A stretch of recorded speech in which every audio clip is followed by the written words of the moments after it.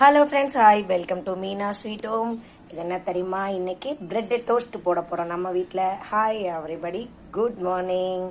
பாருங்க, bread, jam, நெய் எப்படி போடுறது பார்க்கலாமா? காலையில் பிரேக்ஃபாஸ்ட் இந்த மாதிரி நல்லா நெய் விட்டுக்கோங்க. சரியா? நெய்யை ஊற்றி நல்லா எல்லா இடத்துலையும் படுற மாதிரி வச்சுக்கோங்க. இந்த மாதிரி கல் ஃபுல்லாக ஆக்கிக்கோங்க. நெய் மட்டும் தான் போட்டிருக்கேன். ப்ரெட்டை வச்சு போகணுன்னா நம்ம டெய்லி தோசை இந்த மாதிரி கொடுத்தாலும் பிள்ளைங்க சாப்பிட மாட்டாங்கல்ல, அதனால் இந்த மாதிரி ப்ரெட்டு டோஸ்ட்டு போடுறோம். டோஸ்ட்டு வாரத்தில் ஒரு 2 நாள் இதுதான் நம்ம வீட்டில் காலையில் சாப்பிட்றது. சரியா? எல்லாரும் நினச்சிக்காதீங்க அப்படியே பணக்கார பரம்பரை அப்படிதான்னு. அதாவது டெய்லி ஒன்று. இது வாரத்தில் ஒரு 2 வாட்டி இந்த மாதிரி டைம் எதுவும் இல்லாதப்ப, மாவு இல்லாதப்ப, என்ன இருக்குது ப்ரெட்டு ஒரு 3 நாளைக்கு முன்னாடியே வாங்கி வச்சுங்க. இந்த மாதிரி திருப்பி போட்டுக்கோங்க. நல்லாவே ப்ரௌன் ஆகணும்.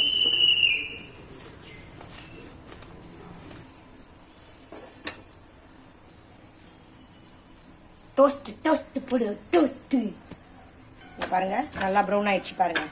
2 பக்கமும் இந்த மாதிரி ஆனோன்னே எடுத்துருங்க. அப்படி போட்டேன். இப்போ நம்ம ஜாம் போடணும். அதுக்கு முன்னாடி இன்னொரு ரவுண்டு போட்டு வச்சிடலாம்.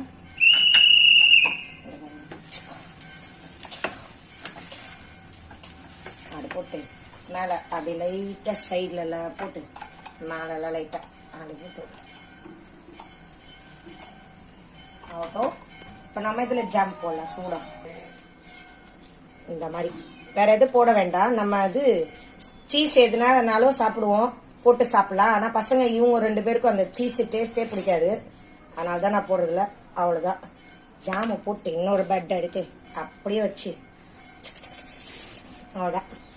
ஜாம் ரெடி ஆயிடுச்சு. இது அப்படியே ஐயோ பிடிங்க. இது இந்த மாதிரி கட் பண்ணி பாக்ஸுக்கும் வச்சு அனுப்புங்க. பிடிக்காத குழந்தையும் நல்லா சாப்பிடும். ரெடி ஆயிடுச்சு நம்ம வீட்டில் பிரெட் டோஸ்ட்டு. டோஸ்ட்டு பட டோஸ்ட்டு அப்படி ரெடி ஆயிடுச்சு.